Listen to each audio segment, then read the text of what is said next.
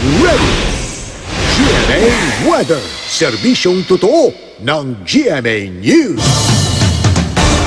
Bukas na inaasahang tatama sa lupa ang low pressure area o LPA na binabantayan ng Pag-asa. Huli itong namataan ng ahensya 625 kilometers silangan ng Hinatuan, Surigao del Sur. Base sa datos ng The Weather Company, sa Mindanao ito tatama at posibleng lumakas matapos dumaan sa bansa. Maghapon itong magdadala ng katamtaman hanggang malalakas na ulan bukas sa Mindanao, lalo na sa silangang bahagi. Kaya maging I am ready po ang mga residente riyan. Uulanin din ang buong Visayas, lalo na ang eastern at central sections. Sa Luzon, magiging maulan sa Mimaropa at Bicol region mula umaga.